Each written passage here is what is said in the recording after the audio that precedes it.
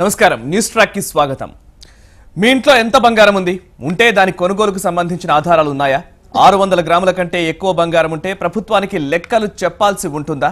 ఇలా పలు అనుమానాలు ఈ మధ్య కాలంలో విస్తృతంగా ప్రచారంలోకి వచ్చాయి. దీంతో మహిళలు బంగారానికి సంబంధించి బెంగ పట్టుకున్నారు, తీవ్ర ఆందోళనకు గురవుతున్నారు. అయితే కేంద్ర ఆర్థిక మంత్రి అరుణ్ జైట్లీ మాత్రం దీనికి స్పష్టమైన క్లారిటీ ఇచ్చారు. పరిమితికి మించి ఉన్న నగలపైన అది ఐటీ అధికారుల తనిఖీల్లో మాత్రమే వివరాలు చెప్పాల్సి ఉంటుందని స్పష్టం చేశారు. ఐటీ నిబంధనలు గతంలో లాగే ఉంటాయని, కొత్తగా చేర్చిందేమీ లేదని బంగారంపై క్లారిటీ ఇచ్చింది కేంద్రం. సోషల్ మీడియాలో కొన్ని సంస్థలు ప్రచారం చేస్తున్నట్లు వస్తున్న కథనాలను కేంద్రం తోసిపుచ్చింది. తెలియని వారు చెప్పే మాటల్ని నమ్మొద్దని సూచిస్తోంది ప్రభుత్వం.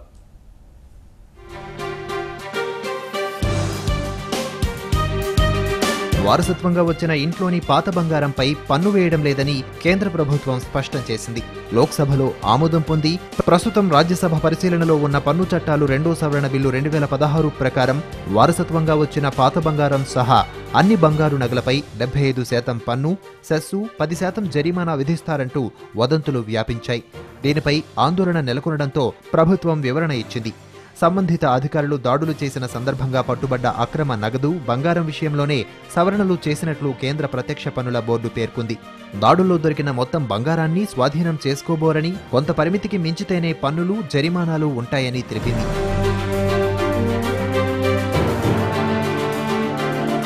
నగలపై పన్ను విధిస్తూ కొత్త నిబంధనలేవీ తీసుకురాలేదని, ఉన్న వాటిని సవరించినట్లు కేంద్రం స్పష్టం చేసింది.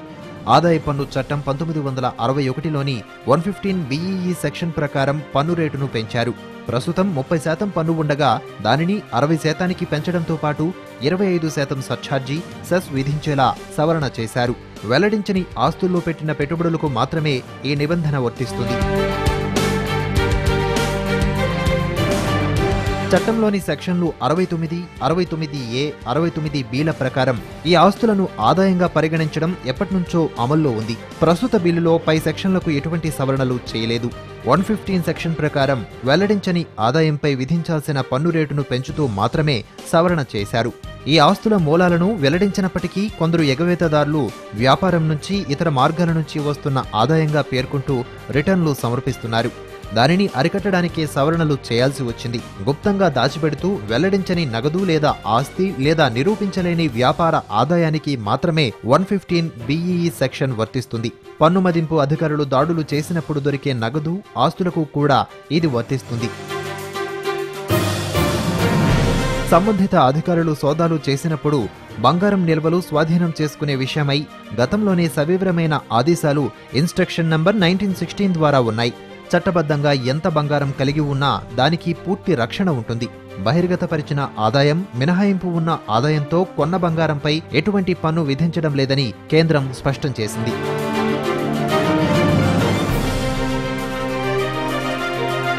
తమ సంపాదన మార్గాన్ని వెల్లడించిన ధనంతో కొనుగోలు చేసిన బంగారంపైన, వ్యవసాయ ఆదాయంతో కొనుగోలు చేసిన బంగారంపైన, ఇంట్లో సహేతుక పొదుపుతో చేసిన కొనుగోలుపైన, చట్టబద్ధ వారసత్వంగా వచ్చిన బంగారం అది వెల్లడించిన ఆదాయ మార్గాల ద్వారానే ఉంటే అలాంటి వాటిపైన అసలు ఎలాంటి పన్ను ఉండదు.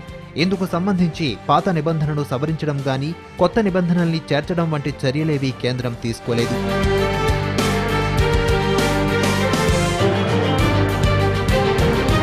కాబట్టి సోషల్ మీడియాలో, ఇతర కథనాల్లో అనవసరమైన అపోహలున్నాయనేది ఆర్థికవేత్తలు, ప్రభుత్వ వర్గాలు చెబుతున్న మాట. కాబట్టి ఏదైనా అనుమానముంటే ఆర్థిక రంగ నిపుణుల్ని కానీ, బాగా తెలిసిన వారిని కానీ అడిగి నివృత్తి చేసుకోవాలనేది కేంద్రం చెబుతున్న మాట. అంతేకాని అనవసరపు కథనాలను, సోషల్ మీడియాలో దుష్ప్రచారానికి సంబంధించిన వార్తలను అదే పనిగా నమ్మి ఆందోళన పడకూడదని ఆర్థిక నిపుణులు అభిప్రాయపడుతున్నారు. ఇప్పటి వరకు చాలా మంది ప్రజలకు ఐటీ నిబంధనలు తెలియవు. కానీ ఇక ముందు బ్యాంకు లావాదేవీలు, ఆన్లైన్ ట్రాన్సాక్షన్స్, ప్రభుత్వ నియమ నిబంధనలు, ఏది తప్పు ఏది కాదు అనే అంశాలపై స్పష్టంగా అవగాహన పెంచుకోవాల్సిన అవసరముంది. అప్పుడే ఇతరుల అనుమానాల్ని నివృత్తి చేయగలం.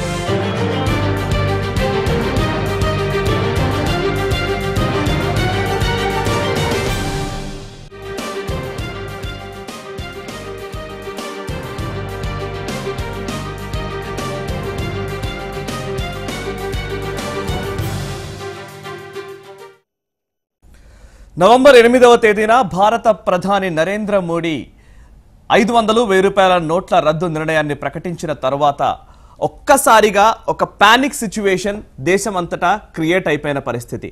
నా దగ్గర ఉన్న డబ్బులు నేనేం చేయాలి, ఈ డబ్బుల్ని యాక్సెప్ట్ చేయకపోతే నా పరిస్థితి ఏంటి అంటూ చాలా వరకు చాలామంది ఇబ్బందులు పడ్డారు, ఒక గందరగోళ పరిస్థితుల్లోకి వెళ్ళారు. ఆ సమయంలో అయితే ఒక మహిళ, ముఖ్యంగా ఒక వ్యవసాయ భూమిని అమ్మడంతో వచ్చిన డబ్బుల్ని దాచుకున్న ఒక మహిళ ఈ నోట్లు రేపటి నుంచి చెల్లవన్న ఒక భయాందోళనకు గురై ఆత్మహత్యకు కూడా పాల్పడిన పరిస్థితి. అటువంటి పరిస్థితే ఇప్పుడు బంగారం గురించి ఇప్పుడు ఈ 2 రోజుల్లో జరుగుతున్న చర్చలు, లేకపోతే ఈ 2 రోజుల్లో జరుగుతున్న ప్రచారాల నేపథ్యంలో అటువంటి గందరగోళ పరిస్థితే మళ్ళీ పునరావృతం అవుతుందేమో అనిపిస్తోంది. అందుకే ఆ అపోహల నుంచి, అనుమానాల నుంచి ప్రజల్ని కొంతవరకు ఎడ్యుకేట్ చేసే విధంగా, చైతన్యపరిచే విధంగా చర్చ జరగాలనే ఉద్దేశంతో ఈరోజు ఈ చర్చకు పూనుకున్నాం.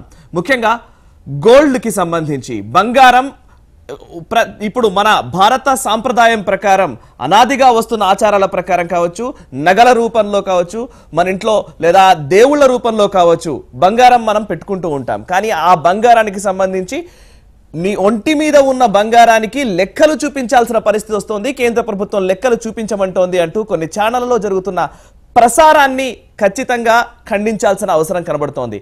కేంద్ర ప్రభుత్వం చెప్పింది ఒకటైతే ప్రస్తుతం ప్రజలకు చేరవేస్తుంది ఇంకో విధంగా ఉన్న నేపథ్యంలోనే ఈ అంశాల గురించి, బంగారు నిల్వలు కావచ్చు, లేకపోతే బంగారం ఎంత మేరకు ఉండాలి, ఎక్సెస్ అయితే దానికి సంబంధించిన అకౌంట్స్ ఎలా ఉండాలి అనే అంశాలు ఒకవైపు అయితే, మరోవైపు ట్యాక్సులు ఎందుకు నేను పే చేయాలి, ముఖ్యంగా పన్ను కట్టడం అవసరమా, ఆదాయ పన్ను వల్ల ప్రజలకు ఏమన్నా ఉపయోగం ఉందా, ఇటువంటి అంశాల వరకు అనేక సందేహాలు ఉన్న నేపథ్యంలో ఆ సందేహాలను నివృత్తిపరచడం కోసమే ప్రస్తుతం మనతో ఉన్నారు గోల్డ్ ఎక్స్పర్ట్ వాసిరెడ్డి వేణుగోపాల్ గారు, అదేవిధంగా బిజినెస్ అనలిస్ట్ మధుకర్ గారు.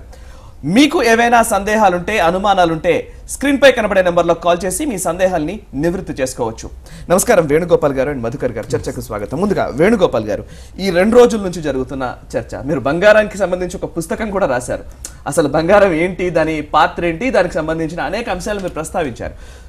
నిన్న ఈ రోజు ఏంటంటే ఒక నేను ఒకరిని అని చెప్పాను, చాలా వరకు ఏంటంటే ఒక పానిక్ సిచ్యువేషన్ క్రియేట్ చేస్తున్న పరిస్థితి. నీ ఒంటి మీద ఉన్న బంగారాన్ని ప్రభుత్వం లెక్కలు అడుగుతోంది, మీరు ఇస్తారా అని అడగడంతో ఆ మహిళలు కూడా చాలా సీరియస్ గా నేనెందుకు ఇస్తాను, నాకు సంబంధించిన డబ్బులు ఇవి, నా బంగారానికి నేను లెక్కలు చూపించడం ఏంటి అంటూ ఒక వింత చర్చలోకి వెళ్ళిపోతున్నాం మనం.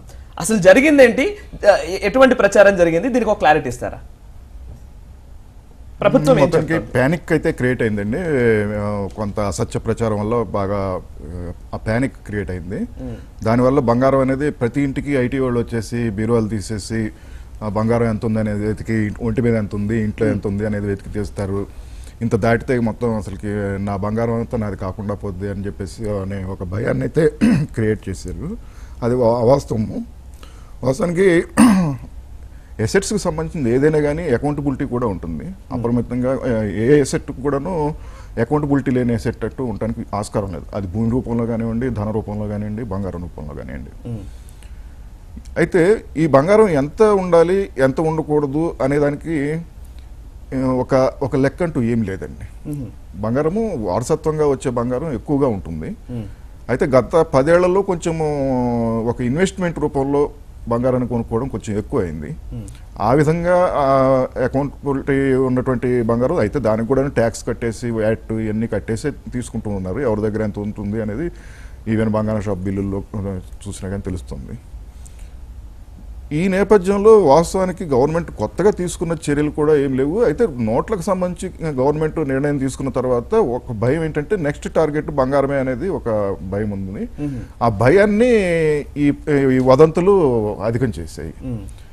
వాస్తవానికి ఇంతవరకు ఇంతవరకు ఉన్న చట్టం ఏదైతే ఉందో అది ఎప్పటి నుంచో అమల్లో ఉన్న చట్టం ఏదైతుందో ఇప్పుడు అదే అమల్లో ఉంది. కొత్తగా ఏం చెప్తుంది ఒకసారి చెప్తారా? చట్టం క్లియర్గా చెప్తుందండి. మామూలుగా ఎవరైనా కానీ అసలు ఏ లెక్క చూపించకుండా ప్రతి వివాహిత మహిళ 500 గ్రాములు తను ఉంచుకోవచ్చు. అంటే 50 తులాలు. 50 తులాలు. అవివాహిత మహిళ అయితే 25 తులాలు ఉంచుకోవచ్చు.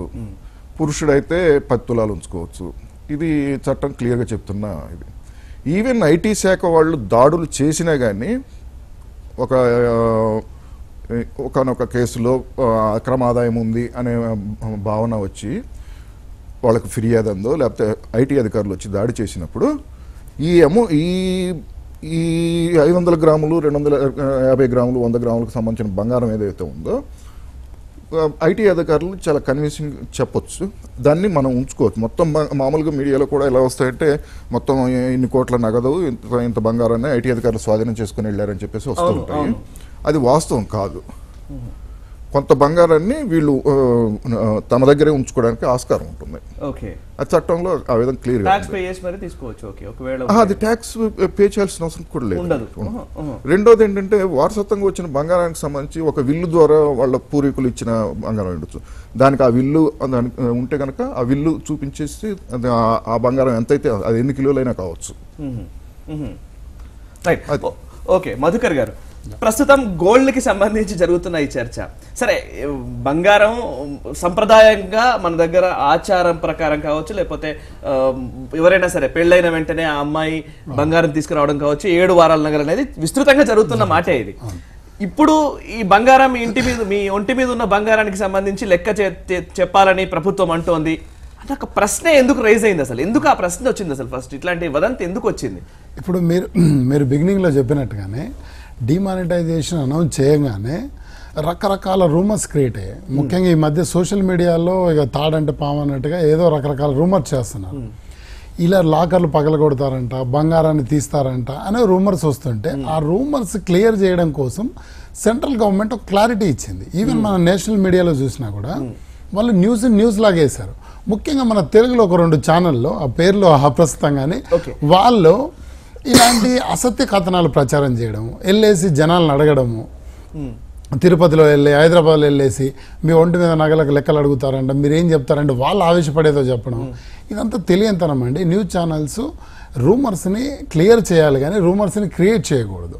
అలా చిల్లర మల్ల న్యూస్ ఛానల్ చేయడం వల్లనే కేసీఆర్ ఒకసారి తొక్కేశాడు ఆ ఛానల్స్ని. 1.5 year వాళ్ళని తొక్కేసిన సందర్భం చూసాం మనం. ఆయన వాళ్ళ పాఠాలు నేర్చుకోలేదు. ఈరోజు క్లారిటీ ఏంటంటే ఆల్రెడీ ఇన్కమ్ ట్యాక్స్లో ఉన్న సెక్షన్లో సార్ ఇందాక అన్నట్టుగా 50 గ్రాములు అంటే 50 తులాలు 500 గ్రాముల వరకు ఉంచుకోవచ్చండి. ఎక్కువైనా పర్లేదు. ఇన్కమ్ ట్యాక్స్ రేట్ జరిగినప్పుడు ఆ ఎక్కువకు లెక్క చెప్పాలి. ఇప్పుడు ఇన్కమ్ ట్యాక్స్ రేటు ప్రతి సామాన్యుడి మీద జరుగుతుందా? ఒక మామూలు ఉద్యోగం మీద, లేకపోతే కిరాణా షాప్ నడుపుకునే వాళ్ళ మీద, హోటల్ నడుపుకునే వీళ్ళ మీద ఇన్కమ్ ట్యాక్స్ రేట్ జరుగుతుందా? ఇన్కమ్ ట్యాక్స్ రేట్ ఎవరి మీద జరుగుతుంది? వాళ్ళ ఆదాయానికి మించి ఆస్తులు ఉన్నాయని ఇన్కమ్ ట్యాక్స్కు ఇన్ఫర్మేషన్ అందినప్పుడు వాళ్ళు రేట్ చేస్తారు. ఎవరు? అవినీతి అధికారులు అయి ఉండొచ్చు, రాజకీయ నాయకులు అయి ఉండొచ్చు, ఎవరన్నా అయి ఉండొచ్చు.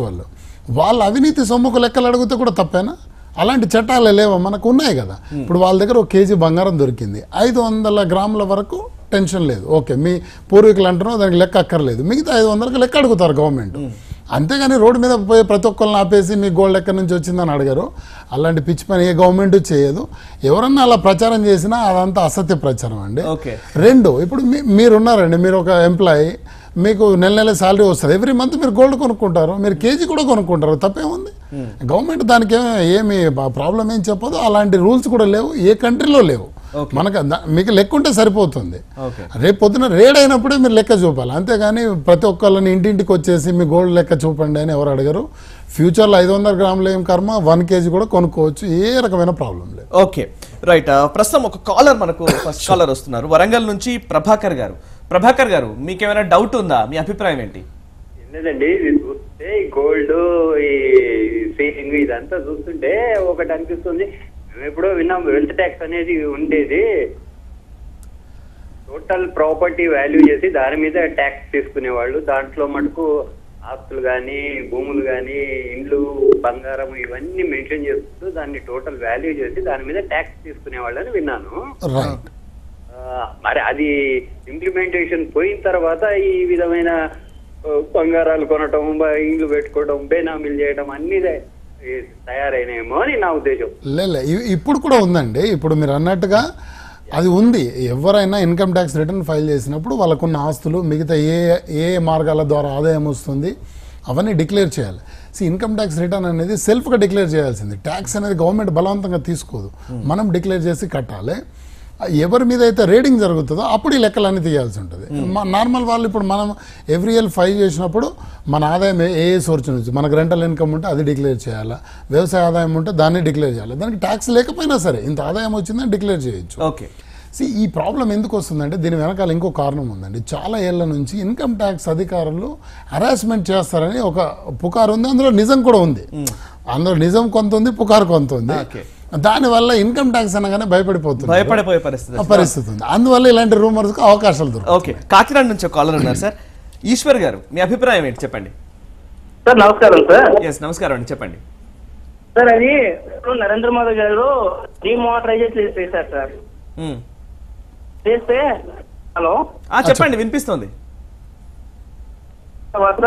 అది 500 నోట్లు 1000 నోట్లు రద్దు అన్నారు సార్. అవును, అంటే అది బాగానే ఉంది, ప్రజల్లో కూడా మంచి మన్నన పొందింది. తర్వాత విషయం ఏంటి, బంగారము అది మొగాలకు వచ్చేసి 100 గ్రాములు అయితే 250 గ్రామ్స్ అండ్ పిల్లన్ గ్రామ్స్ అయితే 500 గ్రామ్స్ అని చెప్తారు సార్. అయితే 500 గ్రామ్స్ ఉండాలంటే మనిషి మన దగ్గర కనీసం 15 లక్షలు ఉండాలి సార్. లక్షలు మనం ఖర్చు పెట్టి బ్లాక్ మనీ కింద చేసుకుంటే బంగారం రూపంలో, మరి దీనికి పొందడం తప్పంటే వేస్తారు ఈ మిగతా పార్టీలందరూని. అతను చేసిన మంచి పని వాళ్ళు మంచి పని చెయ్యరు. ఆయన మంచి ప్రశ్న అడిగాడు, మనకు దాన్ని క్లారిఫై చేసే అవకాశం. అంటే ఆయన పాయింట్ ఏంటంటే నాకు అర్థమైంది. ఇప్పుడు 500 గ్రాములు కొనుక్కోవచ్చేమో అనుకుంటున్నాడు. ఇప్పుడు మీరు వెళ్ళి షాప్కి వెళ్ళి కొనుక్కోవచ్చు అండి, ప్రాబ్లం ఏం లేదు. బిల్ తీసుకోవాలి, రేపు ఐడి నోటీస్ వస్తే bill money source of income మీరు చూపించాలి. అండ్ దాంట్లో ఇంకో ప్రశ్న కూడా ఉంది సార్. ఇప్పుడు చాలా వరకు 500 గ్రాములు అంటే 50 తులాల బంగారం, 50 తులాలు ఒక వివాహిత మహిళ. అండ్ ఇంట్లో కనుక ఒకవేళ అవివాహిత ఎవరైనా ఉంటే 250, 25 తులాలు 75 తులాలు. ఇంకో భర్త ఎవరైనా పురుషుడు ఉంటే కనుక 100 అంటే 10. అంటే ఆల్మోస్ట్ 85 తులాల బంగారం ఇంట్లో ఉండడానికి వీలుంది ఒక కుటుంబంలో. 85 తులాలంటే అది అంత బంగారం ఉన్న వాళ్ళు కూడా దేశవ్యాప్తంగా చూసుకున్నా చాలా తక్కువ పర్సెంటే ఉంటుంది కూడా. అంటే ఇది ఎఫెక్ట్ తక్కువ పర్సెంట్ ఉంటుంది. దీన్ని అందరికి అప్లై చేయడం ఏంటి? కామన్ మ్యాన్ అసలు దీన్ని వరీ కావాల్సిన అవసరమే లేదు. కామన్ మ్యాన్ కు ఇది ఏ రకంగా ప్రాబ్లం లేదు. రేపొద్దున మీరు 85 ఉన్నాళ్ళే తక్కువ ఉన్నారు అనుకుందాం. ఫర్ ఎగ్జాంపుల్ ఒక అతని దగ్గర 2 కేజీలు ఉందనుకుందాం, ఆయన ఎందుకు వర్రీ కావాలి? ఇఫ్ మీ దగ్గర ఉన్న ఇన్కమ్ లీగల్ ఇన్కమ్ అయినప్పుడు మీరు 2 కేజీలు ఉండండి, 20 కేజీలు ఉండండి, మీకు ఎందుకు టెన్షన్? ఎవరన్నా రైడింగ్కి వచ్చినప్పుడు ఆ స్లిప్ చూపిస్తే సరిపోతుంది. అంతే, బిల్లు చూపించండి, సోర్స్ ఆఫ్ ఇన్కమ్ చూపించండి, ఎన్ని కేజీలు అన్న ఉండొచ్చు. ఇది ఒక అసత్య ప్రచారం అండి. ఇది ఏంటంటే ముఖ్యంగా మన 2 తెలుగు రాష్ట్రాల్లోనే ఈ ప్రచారం ఎక్కువ జరుగుతూ ఉంది. ఈ కొననివ్వరేమో, ఫ్యూచర్లో షాప్కి వెళ్తే లెక్కలు ఏం అక్కర్లేదండి. ఫ్యూచర్లో కొనే వాటికి మీరు బిల్లులు తీసుకోండి, మీకు చాలా ఉపయోగం ఉంది. ఈ 500 గ్రాముల గొడవే కాదు, ఫ్యూచర్లో ఎన్నో రకాల మీకు బెనిఫిట్. ఎందుకంటే హార్డ్ అండ్ మనీతో మీరు కొనుక్కుంటున్నారు. ఓ 200-300 ట్యాక్స్ గురించి వరి కాకండి, ట్యాక్స్ పే చేసి బిల్లు తీసుకోండి. ఫ్యూచర్లో మీకు ఏ రకమైన ప్రాబ్లం. రైట్, మీరు బిల్ అన్నారు కాబట్టి ఒక వేణుగోపాల్ గారు, మీరు ఉదయం మాట్లాడుతున్నప్పుడు కూడా ఒక పాయింట్, చాలా ఇంపార్టెంట్ పాయింట్ తీశారు. ముఖ్యంగా పల్లెటూరులో అయితే లేదా ఇంతకు ముందు వ్యవస్థలో అయితే ఒక బంగారం కొనుగోలు జరిగిందని అంటే కనుక బిల్ ఏమి ఉండేది కాదు. మనం మామూలుగా కూడా ఎవరైతే ఆ గోల్డ్ స్మిత్ ఉంటాడో అతనికి చెప్పేవాళ్ళు, వాళ్ళు తీసుకొచ్చేవాళ్ళు, జస్ట్ అప్పటికప్పుడు తూకం వేసేవాడు, తూకం వేసి ఇచ్చేవాడు. దానిపైన నమ్మకం ఉండేది. నమ్మకంగా తీసుకున్న ఆ బంగారం విషయంలో ఇప్పుడు ఈ లెక్కలు అవసరమా అంటే ఏం చెప్తారు?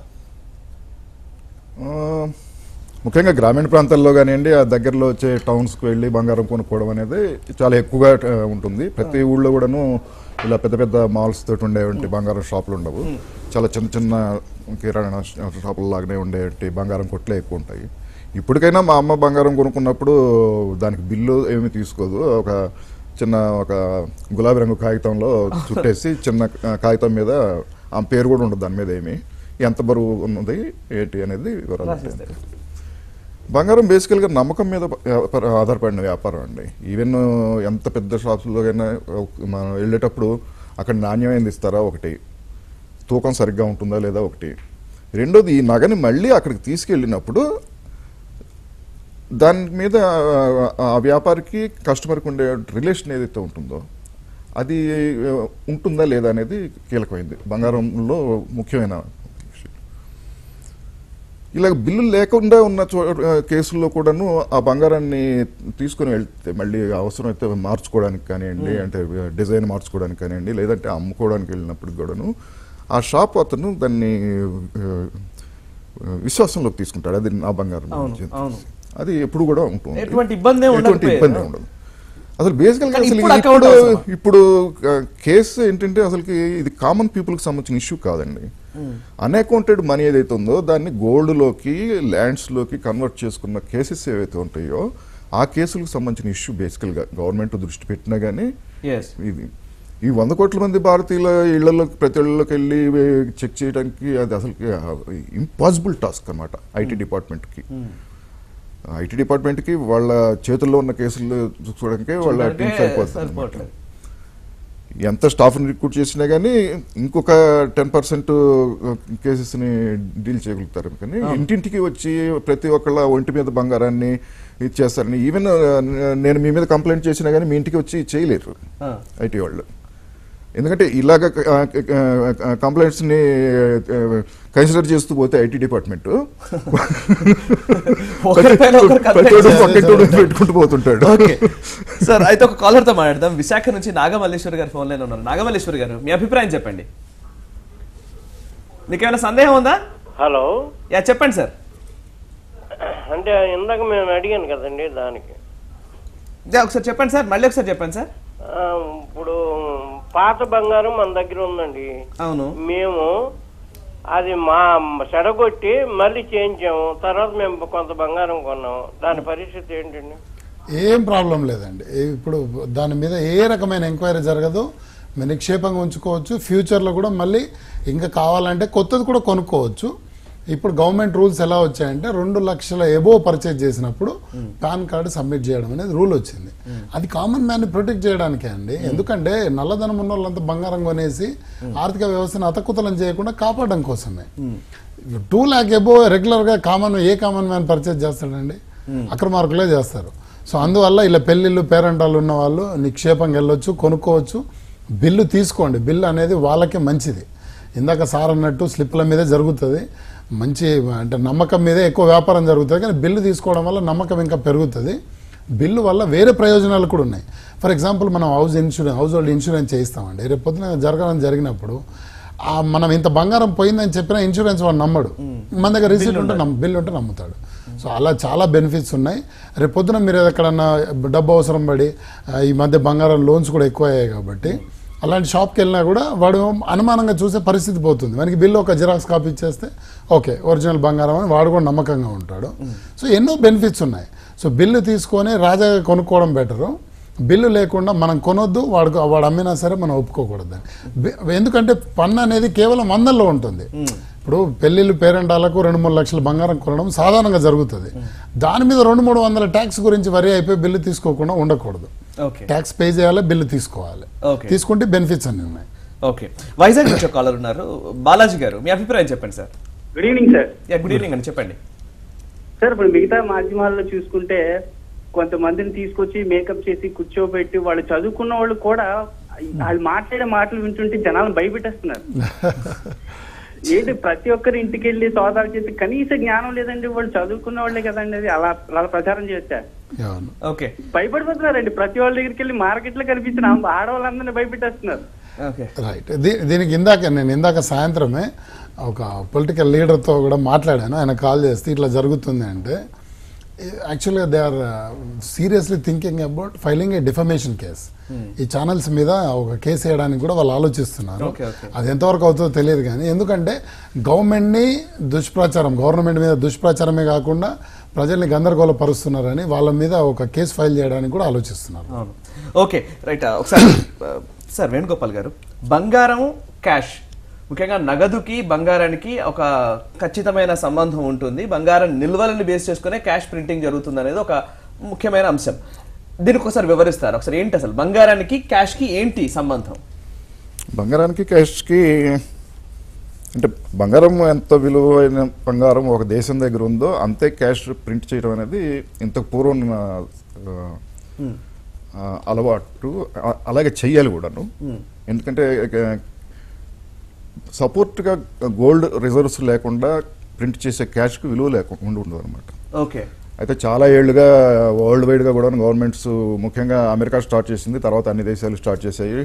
కరెన్సీని ప్రింట్ చేసుకుంటూ వదిలేస్తూ పోతున్నాయి. ఆ విధంగా కరెన్సీ మీద పబ్లిక్కి విశ్వాసం అనేది ఇంకా తగ్గుతూ వచ్చింది. ఓకే. ఆ విశ్వాసం తగ్గుతూ రావడంతో గోల్డ్ మీద ఎక్కువ ఆసక్తి చూపుతున్నారు. గోల్డ్ ఆల్వేస్ రియల్ ఎసెట్, ఆ విషయం అందరికీ తెలుసు. అందుకే అందరూ ఉంచుకుంటారు కూడా గోల్డ్ని, క్యాష్ కంటే కూడా. ఎందుకంటే అది గోల్డ్ ఎప్పుడు కూడాను విలువ కోల్పోని వస్తువు. దానికి ధర తగ్గుతుండొచ్చు, పెరుగుతుండొచ్చు, కానీ దానికి ఒక అంతర్గత విలువ ఉంటుంది. ఆ విలువ ఎప్పుడు కూడాను పోదు. ఈ విషయాన్ని వాస్తవానికి మీకు